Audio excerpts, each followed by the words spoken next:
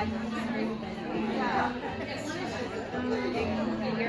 right, ladies. I love hearing all your conversation around the table. And I purposely built in session 3 that if we need to give you more chat time, I can remove session 3 and we can free up some more discussion time. So we have some time built in. But we have a very special guest speaker with us this morning.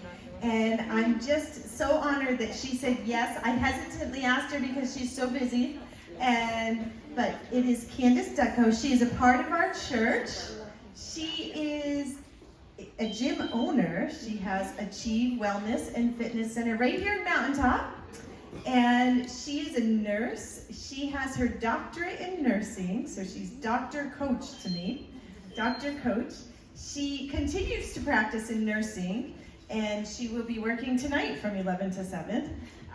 And we just are so thankful, and she's become a good friend. For me, she's been a friend and a coach. I read her emails faithfully, and it helps to keep me on track, doing the right thing in the manner of my health. And sometimes she'll even preach at us. Say, well, you know, the Bible says, and that really gets to the core of us, to the core of me. She is not here to preach at you.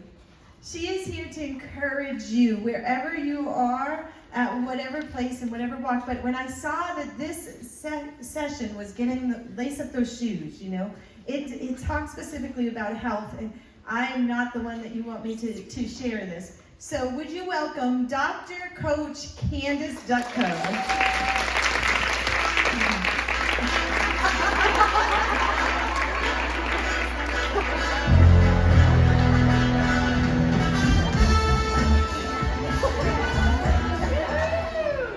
She's also an author, and I forgot to share that. Would you share a bit about your book? I will. And then leave it for the lady. She's going to let me give this away in a little while. Is this on? It's on. Welcome. Thank you very much. Thank you. And thank you, ladies, for having me. And I love that the theme is stepping out in faith. Now, you'll probably never see me wearing a pair of high heels, but I will bust out my finest pair of sneakers. So, because look good, feel good, do good. And when I want to have a good lifting day, if there's a certain something that means a lot to me, I got to bust out the pink sneakers. Otherwise, I kind of match to the clothes. So thank you so much for joining us today, and if we can, we'll just begin with a moment of prayer here. And dear God, thank you for bringing all these wonderful women together today, that they can take a moment to take care of themselves. It's so hard for moms and women to do that today, and to grow in their faith, you know, themselves, or just to be amongst others who think similarly. Help me to share in an encouraging and supportive way the peaks and valleys of my own experience, because perhaps there's someone who needs to hear that today, Lord. So thank you for this wonderful opportunity, and in Jesus' name we pray, amen. So thank you, ladies. We'll go ahead and we'll advance to the next slide, please. So as she mentioned, I'm Dr. Candace Ducko, and owner and head coach of Achieve Wellness and Fitness here in Mountaintop, and so now more often known as Coach Candace. And yes, I still do some per diem in the nursing home, but much of my nursing experience was 10 years working in the hospital. I don't think anybody in the nursing home knows I have a doctorate in nursing, and that's entirely okay. I just like to go and do my thing and go home.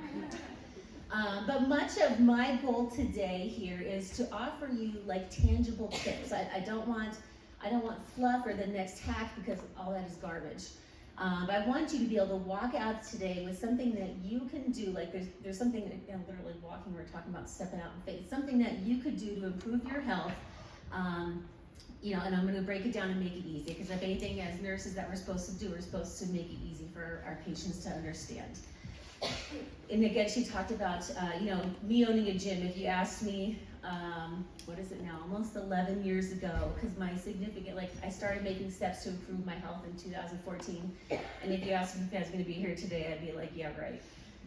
Because even though I worked in healthcare, I wasn't always healthy. And, you know, before I began my journey, I want to say at my heaviest, I was 220 pounds. Very uncomfortable in daily life. I can remember my daughter was born in 2009, and I would say I was definitely heavier before I even had her. And now, like, and again, anybody who's gained weight over time, it really goes from 0 to 30. Like, if I had to go back and do the math at one point, it was like 5 pounds a year, you know, if I had to go back and kind of estimate that.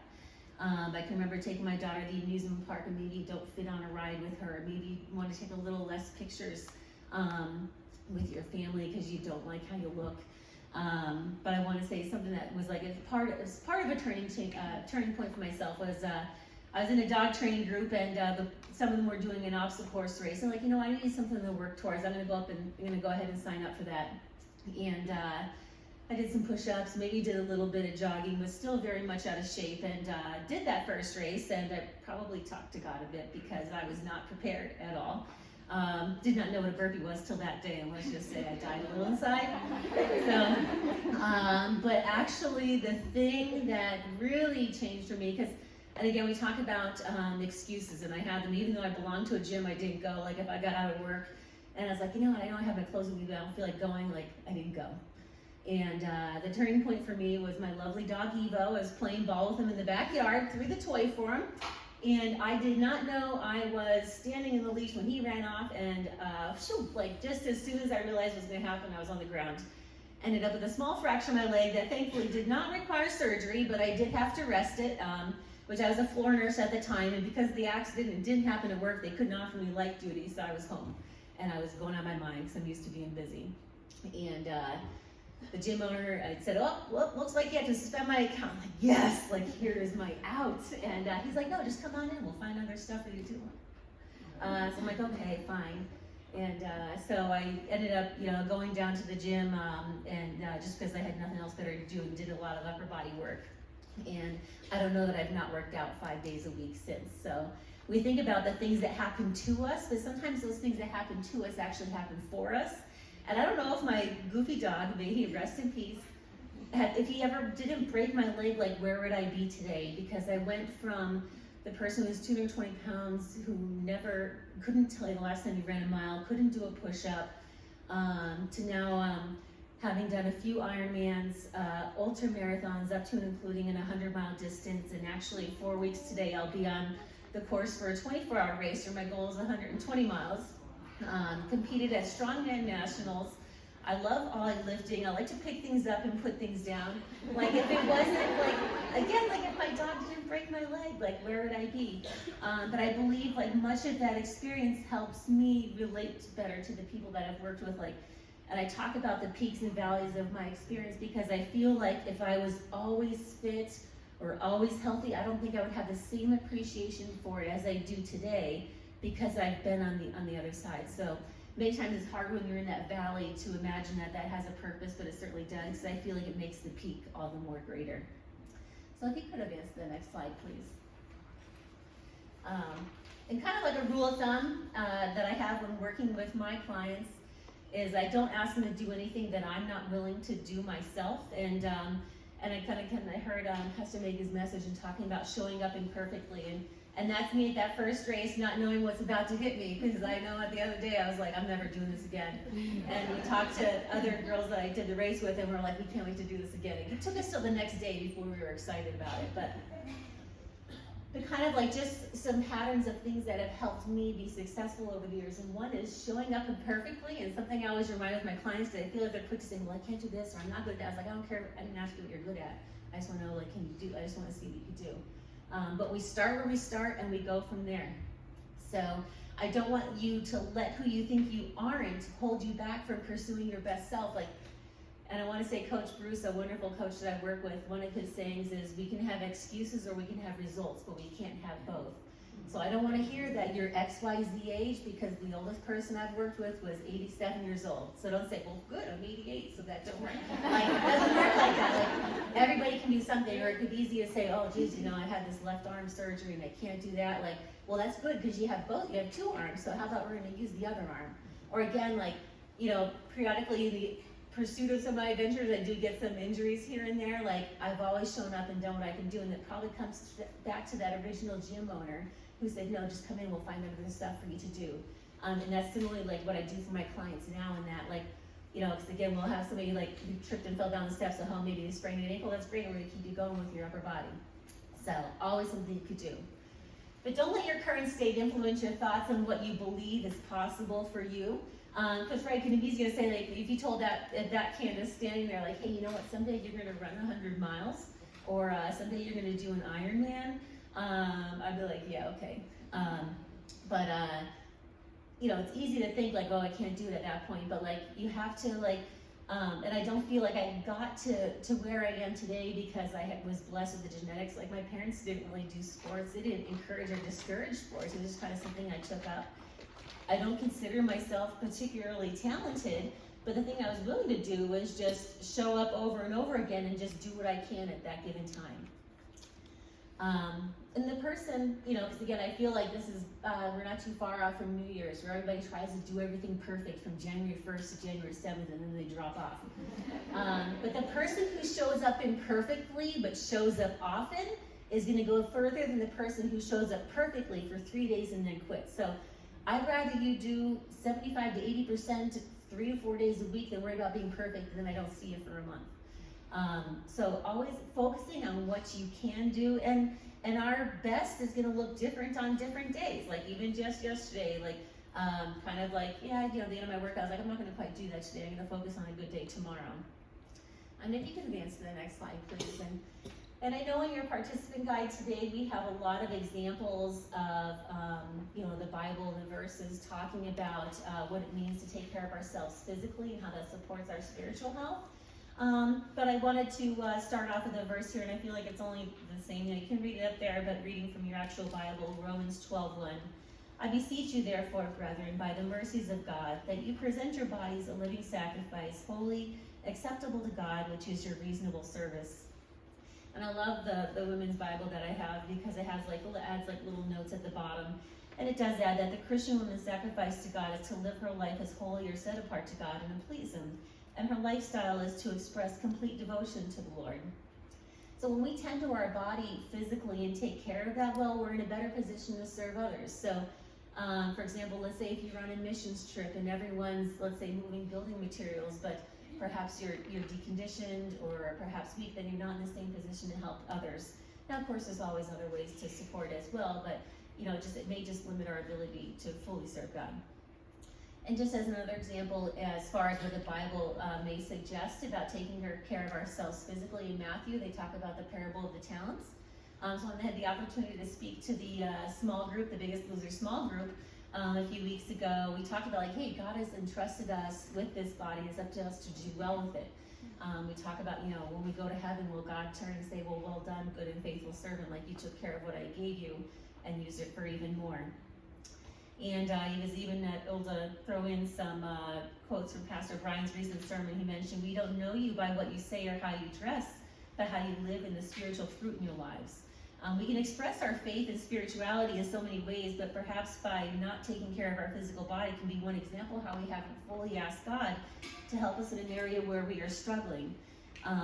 Being physically capable helps us to yield more fruit as we enhance our presence in the church and our communities with our families. And just it's easy. Many of us will, of course, pray for help, whether it be financially, spiritually, relationally, or circumstantial. But similarly, you can ask God, hey, God, I'm going into the circumstance and it's going to be challenging as far as, perhaps, we're going to be tempted by the things at the church today, or tempted wherever you may be. Maybe it's another social situation. To make maybe not good dietary choices, but it's okay. I entirely started my day with a lemon tart, if fabulous. But ultimately, you can ask for help with those, but why are we not willing to do that as often? So if you can advance to the next slide, please. So let's talk, and these are just a quick summary of the tips that I shared with the Biggest Loser small group, because again, I want them to be simple. Now, simple does not mean easy. This still does require change in some way. So let's go over some of those. So 1, prioritizing whole or minimally processed foods. Ideally thinking less ingredients is likely better for you. So for example, having the actual apple is better than the applesauce. Having an actual potato is better than the potato chips. Now, don't get me wrong, potato chips are awesome too, but notice I'm saying prioritizing. I'm not saying be perfect or eliminate. Everything is having a balance. The more you prioritize the better foods, the less likely that one-off thing is likely to harm you. Prioritizing hydration. So This is not living on coffee all day, and I'm glad that they have bottles of water out. A good general rule of thumb. Now, of course, please consult with your primary care provider if you have a condition where you're limited as far as how much fluid you should take in. But a good general rule of thumb is about 50% of your body weight in ounces of water a day. Because many times, our bodies are primarily made up of water, and to not drink enough, you're almost like a dehydrated plant. Just think about that sensitive peace lily that, God forbid, you don't water enough and it immediately wilts. But again, water comes back to life. So you're just like a plant. Take care of yourself and hydrate it. Prioritize walking. It's the most underrated thing that people don't do. Before you get into fancy stuff, can you walk regularly? Whether that be tally up 30 to 45 minutes of walking a day, or a good general rule of thumb is to be about 8 to 10,000 steps a day. And again, it doesn't have to be out once, or just think about the little things you could do day to day. Maybe you park a little further at the grocery store, park in the back line, park in the back row of parking spaces out here at the church. Anything little you can do to incorporate some walking into your day. Because just think a body in motion stays in motion. So if you want to still be doing it when you're 80, you need to be doing it today. Prioritize sleep. We definitely live in a hustle culture where they want you to do. Now, of course, I say that as I'm going to work 11 to 7 tonight, but I do go to sleep to compensate for that. But many times when you don't sleep, you're more than likely to not make the best nutritious choices the following day. A good general rule of thumb is aiming for that 7 to 9 hours of sleep. I want to say I'm probably pretty good about that 7, but pushing it, it happens on some occasions. But when I don't sleep well, I'm probably going to crave the sweet stuff, or I don't feel like I'm as well mentally to be able to make the better decisions for myself during the day. So getting that sleep is important, and there's actually a lot of studies about how not getting enough sleep can really age you as well. And sometimes I know it's tough for new parents, and we got folks pregnant, and then pretty soon, they'd be if I told them, hey, be good about your sleep, they're just gonna laugh at me. Again, been there, done that. But sometimes it's not about increasing the amount of sleep, but if you can improve your quality of sleep, so sleeping in a cool room, or sleeping when it's darker, any other thing that you could do to try to improve actual quality of your sleep. And prioritize stress management, because probably one of the top reasons people will mention that they feel as though they're overweight will be stress eating. Ultimately, you do need to deal with what is stressing you out. And again, ultimately, when we're stressed out, I never crave that apple or a piece of broccoli when I'm stressed, but that chocolate will for sure call my name. So again, just when we're stressed and we're tired, we're not likely to make the best choices.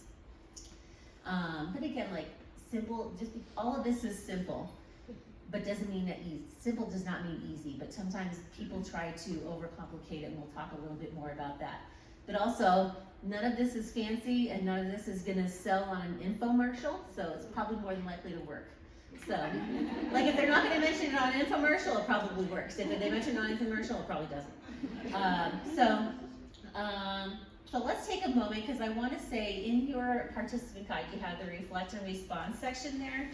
And look at question 1, working, and it says working on your own, your health markers.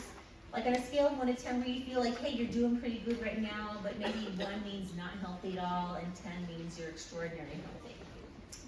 So go ahead, take a moment and see where you might rate on those.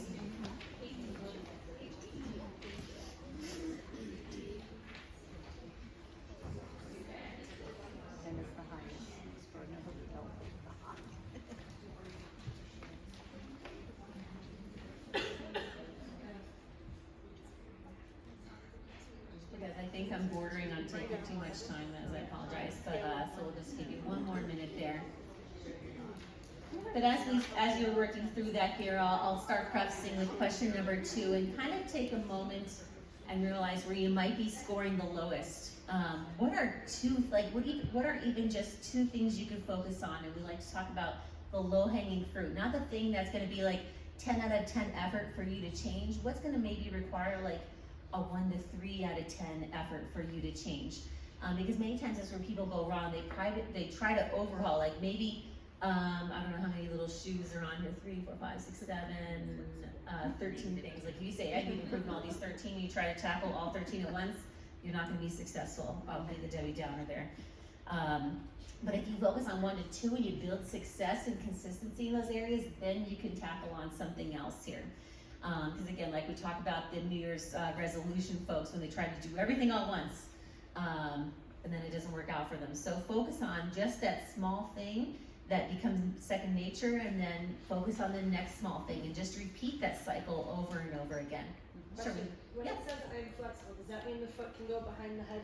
I think that's what it means. Again, makes sense. Probably means something different for everybody else, because on a good day I can touch my toes, but maybe some days not. So sometimes it could even just Physically be though, not like figure, not like, yeah. okay, not like in life being flexible. Right, like it's gonna be like relative to you, and like I would say like flexibility. I just look at like being able to get into the positions that you want. Like if this is your best squat, you've probably got some stuff to work on. So that like, if you can get down, like work on that. So as we're wrapping that up, so I'm gonna have you advance to the next slide, please. So as we're talking about those tangible things, the things you can see on the outside to work on, I want to also add these tips that I kind of already alluded to a little bit. The more boring an intervention is, the more likely it is to help you be successful. Because those who complicate are trying to sell you something like, oh, you need to do this special exercise program, or you only need to eat, you need to eat from this product, or you only need to eat during those hours. Like they're probably trying to sell you something. But don't overcomplicate it. You gotta be able to run before you can walk. So before you can worry about special nutrient timing, like you need to prioritize better nutrients first. Before you can commit to a complicated exercise program, like you just need to start showing up at the gym first. And before you can work out 5 days a week, maybe you need to be good at working out 2 or 3. And again, focus on mastering the simple things on the previous slide before you concern yourself. So we talked about that here. And I want to say cardio for a long life, strength training for a quality life. Because many times I feel like generation of women has been socialized that you need to kill yourself on the elliptical or the treadmill for like an hour a day. They couldn't be more wrong. That's what I help show people. But I just think about, you know, and if anything, like work, like I do per diem in the nursing home to keep my nursing skills fresh. But when I go there, I kind of see what I don't want to happen to me. You know, because I always say like people want to skip leg day because squats can be terrible at times.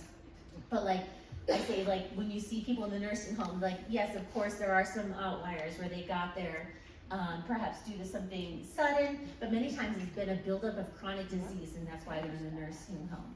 And number 2, like they got there because they're weaker. Like they're not getting up and down the steps at their home anymore. They're not helping themselves on and off the toilet anymore. They're challenged with bathing themselves. And I always say like leg strength is so important. Like when you walk around the nursing, when you look around the nursing home, there's very few walking around, but there's plenty rolling themselves around in the wheelchair. So like if you needed a reason to not skip squats, like there's your reason. So get active, but like, and again, and I reinforce with folks, like if you want a range of motion, keep doing that. So like, for as long as I want to be able to get on and off the toilet, like I'm gonna keep squatting because like right now, 44-year-old me wants to still be doing that for myself when I'm 84. So next slide, please. We're coming down to the end here. Mindset tips. I probably could have even put this before the quick tips where we talked about the tangible things that you do in your everyday life. But really, I could have almost started with the mindset tips because it all starts in the mind, and that's number 1. Like, because if you don't change your way of thinking, like you say, well, that can never happen for me, then right, it's probably never going to happen for you. But 1, believe and let it be possible. And as she mentioned, like I did write a book, and that's one of my messages that I always write on the inside is to believe and let it be possible. So you have to first believe that you can improve your health before you'll actually be able to do it. And our degree of success is often tied to how much we do believe in ourselves. But so again, like if you don't think you can lose the weight or improve your physical ability, it's likely that you won't. But on the other hand, if you believe you can show up and just even get 1% better every day and be patient through the days where it seems like nothing is improving or nothing is changing, your success will be inevitable. They just keep showing up. And maybe you can go back to like the rock in the river, like it only gets smooth over time because the water has repeatedly hit it. Number 2, comparison is the thief of joy.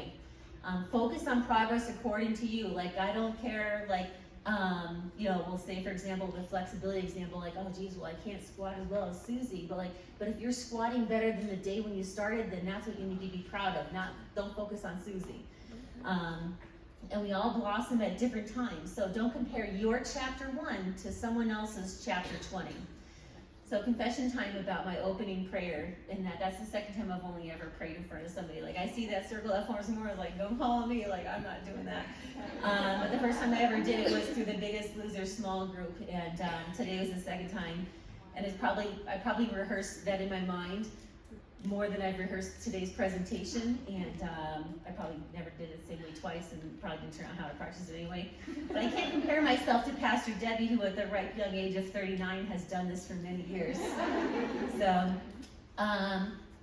the third one, don't do something because you hate something about yourself, do it because you love yourself. So move your body because you love having the freedom to move and enjoy your life to the fullest, and fuel your body well for how good it makes you feel. And again, that's always going to get you further than doing something, oh, I hate the way it looks, so I'm not going to eat today. Like, that doesn't love you, it's not going to help you. Or I'm not going to do, these 7 workouts this week because I hate how I look. Like, that's actually going to do more harm than good. But like, hey, I'm going to lift weights today because it feels good to feel strong and capable in my life. That's why you do it. Let's see here. And as I was mentioning here, and where there is no challenge, there is no change. Like, again, I mentioned simple, but none of it is easy. And on the other side of embracing that discomfort is likely the results that you're looking for. And if you want something to be different, you have to do something different. I had to let go of old behaviors to have a new life. Like, yeah, I enjoy Ben and Jerry's, but I can't eat that 3 nights a week anymore. Or like, hey, like I had to change that, like maybe I brought my lunch to work instead of buying lunch at work. And maybe when everybody else was ordering out, I was eating the lunch that I brought to work. So yes, at the moment you might feel different and slightly on the outside, but like at the end of the day, only you got to answer for the changes that you want to make for your health. Like, they're not going to be there when you're 60 in the nursing home and can't do something because you just wanted to feel like an outsider when everybody else was doing something different. But going ahead to page 19, question 3. There's a verse, and you can advance to the next slide, please. There's a verse that goes along with it. We now have this light shining in our hearts, but we ourselves like the fragile clay jars containing this treasure. This makes it clear that our great power is from God and not from ourselves. We know that God, who raised the Lord Jesus, will also raise us with Jesus and present us to himself together with you. That is why we never give up. Though our bodies are dying, our spirits are being renewed every day, for our present troubles are small and won't last very long, yet they produce for us a glory that vastly outweighs them and will last forever. So does anyone want to share, does this perspective change how you feel about your own physical, emotional, or spiritual health? No, hold on, that's okay.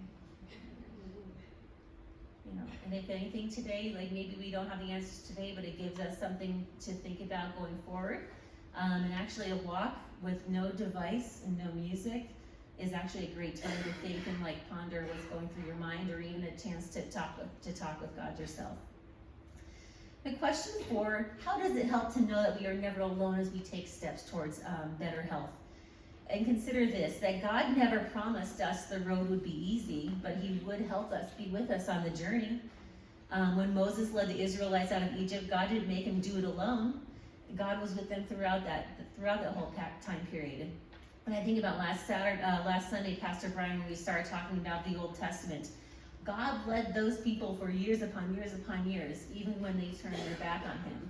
And similarly, God will deliver on his promise in his own time, but it does require us to put in the work. So you can't say, hey God, I really like, a great body, you feel better. Okay, good, now it's in God's hands. Like, no, you still gotta show up and do something. And if you can move on to the next slide, please. So, and if you turn over to page 20, we won't do the pantomiming, but it is always great to have an accountability partner. Maybe you've befriended someone from the conference today or connected with a little bit more. But thinking, grab a friend, like what is 1 to 3 goals you would like to work on? And some key characteristics of those goals, which the participant kind of went into a little bit.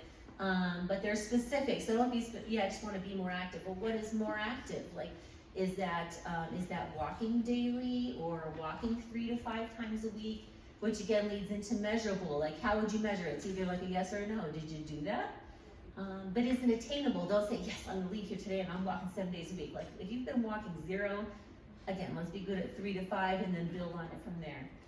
And again, is it realistic for you? Like, if you're a night owl and you hit the alarm, like you hit snooze at 7 a.m., don't say, hey, I'm gonna get up every day and work out at 5 a.m. Because I'm gonna tell you, that's gonna last about 1, maybe 2 days, and it's not going to. It's like, if it's not something you could do, like, don't start doing it. Which, I won't go on a rant about the keto diet, but if you love carbs, like, don't give up carbs. It's not gonna last. Like, find a balanced approach that's gonna help you eat, because that's not realistic for you. I think the third time my husband tried to do it, I was like, stop it. But time oriented. Hey, I want to lose, maybe I want to lose 10 pounds over the next 3 months. Like, that is like time oriented. It is realistic. It is attainable. But thinking about those goals, thinking about the things that you need to do to accomplish that. And then, if you can advance to the next slide, please. And in closing, the tips I've provided you today have very much the theme as what we ask of non-believers or those who show up new to the church. Show up imperfectly. I showed up, kind of at a period of time, where maybe I was questioning different aspects of my faith, but trying to improve upon that. And if you told me I'd be up here today doing any of this, I'd be like, yeah, you're lying. Focus on the simple things, like, they don't ask you to show up to church and sign up for 10 committees or 10 projects. They just want you to start showing up. And just like, I don't want you to show up and worry about a fancy fitness program. I just want you to start showing up. Like, that's what I care most about. Master the basics. Like, before you worry about becoming a scholar and understanding everything that has to do with Genesis, like, I just want you to start reading a page of the Bible. Or again, before you worry about a complicated fitness routine, like, can I just teach you like an incline dumbbell bench press? Like, that'd be okay too. And come from a place of love. Like, don't not show up because you think like you're not worthy or whatever. Just show up because you love yourself and you want to do more for yourself. Because in conclusion, you were meant for more, and you're designed to live a full life, and not a life from your recliner, from your bed, from your nursing home bed, and not from a life locked up in your home.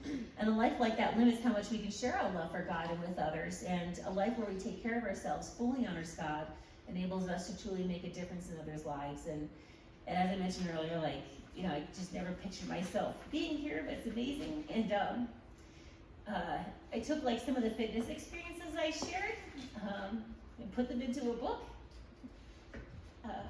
Sorry, this drives me crazy sometimes, but titled Failure is Not Final. Because again, like at one point in time, I didn't necessarily believe in God, and that was due to like, especially like a strained family relationship. But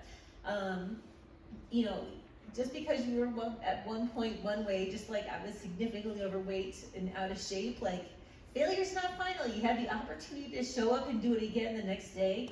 And I share that, like I start off my book probably saying like I'm not special, but we are all special. But again, just like we're all capable of change in some way, and what that is for each person is different. And I remember years ago when I attended this, and they had a raffle, but they didn't necessarily have that this time. But Pastor Debbie said she has a way to give that away. So if you want to have a copy, sign it, personalize it to you, feel free to bring that back to the gym, and I'll sign it for you. And also, I have a sign-up sheet out front. For my clients, they receive a Healthy Habit email weekly from me. And I did the same as for the Biggest Loser small group. So if you want, and it's a 28-day series, so as long as you're willing to receive emails from me for 28 days, you can opt out after that time. But I'll do up like a special segment in my email list to go to this group of people here. So a little something that you can take for, and apply for yourself each day. And by all means, if you receive that email and have a question, please don't hesitate to ask. Like, it's my favorite thing to help people. So, because again, I feel like, God has led me here and blessed me with these wonderful experiences, and I just want to have somebody experience the same. So, so that's out there in a card if you should need, and I thank you so much for this opportunity.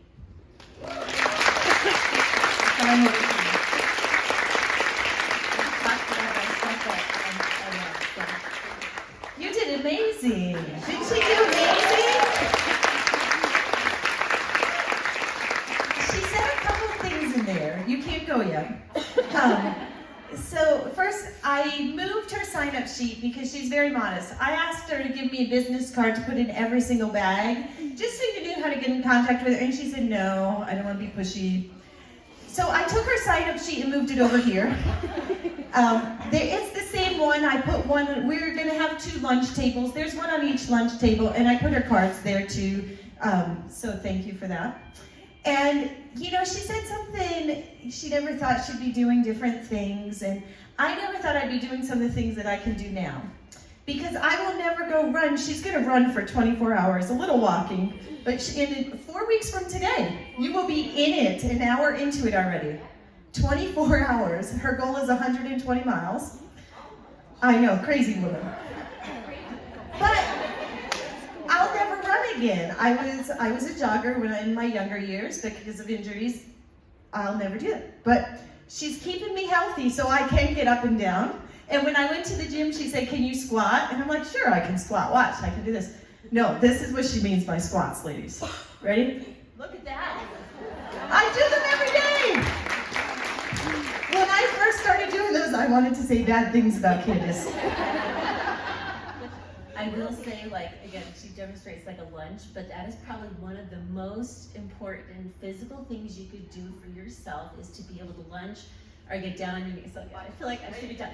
So like, is to be able to get down, because like as a nurse, I can't tell you, unfortunately, too many times where you hear of a senior citizen or somebody who has fallen at home and laid on the ground for 12 hours or a day until someone found them because they couldn't get up off the floor. So one of the most important things you could do is to get down, be able to get down on that knee and get back up. So whatever that looks like for you, like I've had people where we've had to like short it up. If this is the best you can do, then we're gonna work on that until eventually, like if this is the best you can do, like that's what we're gonna work on. So like, if you wanna be able to do it when you're 80, you need to do it today. And everybody starts somewhere, so sorry. I love it. It's in her heart. And you know, she makes it look easy. Those of you who have experienced this with her, it brought so much pain. So I do it. Like I do it several times a week, 10 reps each side, because I don't ever want to go back to that pain again. I won't need a button. Help, I've fallen and I can't get up. I'll at least be able to get up.